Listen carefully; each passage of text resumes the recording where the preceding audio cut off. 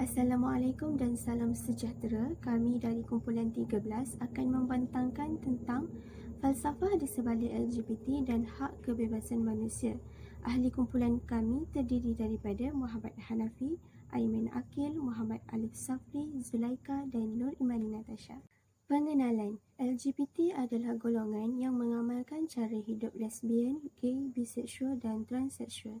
Lesbian ialah golongan perempuan yang tertarik terhadap perempuan yang lain, manakala gay pula sebaliknya. Biseksual ialah golongan individu yang cenderung untuk melakukan seks dengan kedua-dua jantina lelaki dan perempuan, manakala transseksual pula ialah golongan yang cenderung ingin menukar keadaan fizikal mereka supaya menyerupai jantina yang berlawanan. Falsafah bukan sahaja untuk kegunaan akademik tetapi ia juga digunakan untuk kehidupan seharian.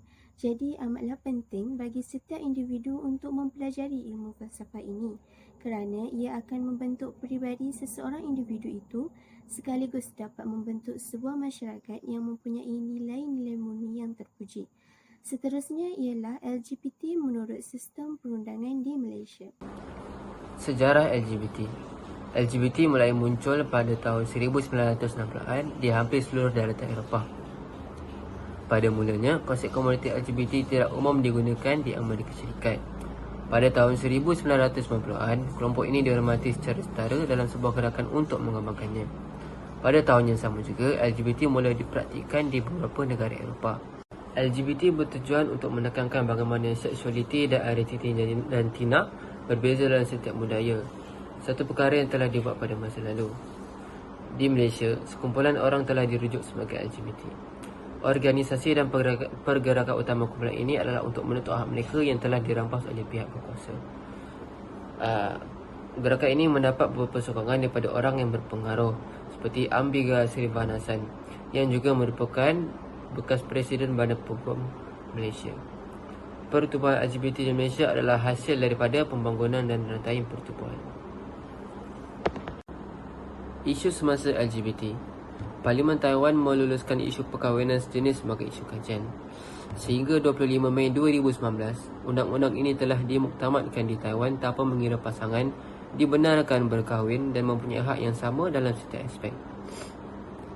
Taiwan adalah pendukung gerakan hak-hak LGBT yang berkembang pesat di Asia.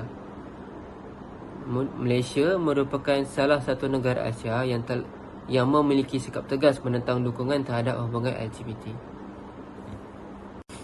Masih terdapat gerakan yang ingin mempengaruhi pandangan orang Malaysia tentang masalah LGBT melalui media sosial. Di Malaysia, 65% kaum transgender menggunakan prostitusi sebagai salah satu mata pencaharian utama mereka. 25% daripada mereka terlibat dalam kelab malam dan 10% daripada mereka tidak terlibat dalam aktiviti tersebut, sektor perniagaan dan lain-lain. Pada era globalisasi kini, kepesatan perkembangan LGBT dalam negara ini amat membimbangkan. Ramai anak-anak muda sudah terjebak dan terjerumus ke dalam gejala ini. Begitu banyak keburukan yang akan diperolehi jika terjebak ke dalam gejala ini. Antaranya ialah, yang pertama, akan menjatuhkan maruah mereka tanpa mereka sedari dan sekaligus akan menjatuhkan nama baik keluarga mereka juga. Yang kedua, akan mendapat cemuhan, ejekan dan kata-kata dari orang sekeliling. Ketiga, akan dibenci dan dibuang oleh masyarakat. Keempat, akan mendapat penyakit berjangkit seperti HIV dan AIDS yang akan menyebabkan orang di sekeliling mereka takut untuk berada dekat dengannya dan juga akan menyebabkan emosi mereka terganggu. Kelima, boleh meruntuhkan asas tamadun dan budaya negara kerana LGBT akan mengancam sistem kekeluargaan melalui fitrah kejadian manusia, perkahwinan yang sah dan tujuan manusia dicipta. Akhirnya, menyebabkan maklumat rumah tangga menjadi kabur kerana sekiranya salah seorang dari suami atau isteri terjebak dengan LGBT ini, sudah pasti akan memberikan tekanan emosi kepada pasangan masing-masing.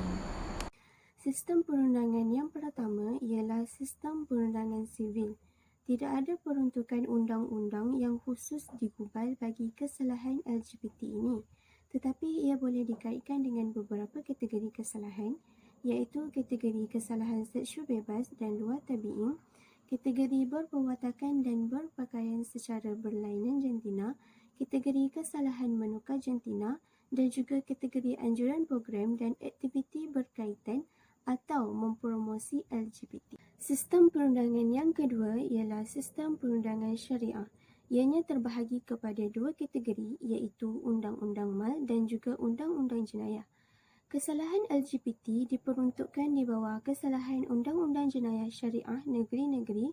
Contoh, Seksyen 65 Enakmen Jenayah Syariah Negeri 9 bagi sesiapa yang mengadakan hubungan seks luar tabi'i akan dikenakan denda tidak melebihi RM5,000 atau penjara tidak melebihi 36 bulan atau rotan tidak melebihi 6 kali atau gabungan mana-mana dari hukuman tersebut. Hak asasi manusia. Hak asasi manusia adalah hak-hak dasar yang dimiliki setiap orang. Hak asasi manusia didasarkan pada prinsip bahawa setiap orang dilahirkan setara dalam harkat dan hak-haknya. Kesetaraan memastikan bahawa semua individu memiliki hak yang sama dan layak menerima tingkat penghormatan yang sama.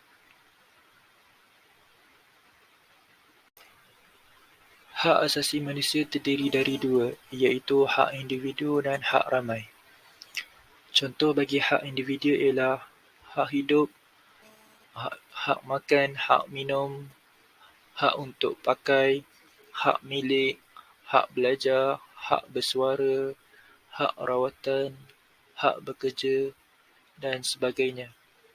Manakala bagi hak ramai ialah hak jiran tetangga, hak rakan, hak ketenteraman awam, hak kesihatan awam, hak berhimpun secara aman, hak berpersatuan dan sebagainya.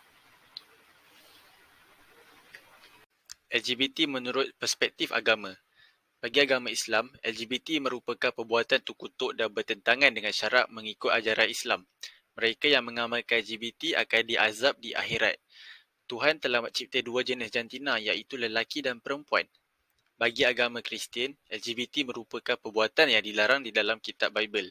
Golongan yang menyokong LGBT seperti United Church of Christ dan Metropolitan Community Church, golongan ini menganggap bahawa kitab Bible tidak mengutuk perbuatan LGBT ini. Bagi agama Buddha, mereka mempunyai pandangan yang berbeza. Agama Buddha tidak mengkritik golongan LGBT kerana tidak berniat menganiaya status jantina mereka. Agama Buddha melarang penganut mereka untuk mengamalkan perbuatan LGBT ini. Antara faktor mempengaruhi seseorang terjebak dengan LGBT ialah menonton pornografi. Apabila seorang melayari pornografi, kemungkinan untuk terjebak dengan biseksual adalah sangat tinggi. Perbuatan tidak berfaedah ini perlu dicegah lebih-lebih lagi dari pihak ibu bapa yang perlu memantau anak mereka. Kanak-kanak atau remaja pada masa kini kebanyakannya mempunyai gadget atau akses untuk melayari internet.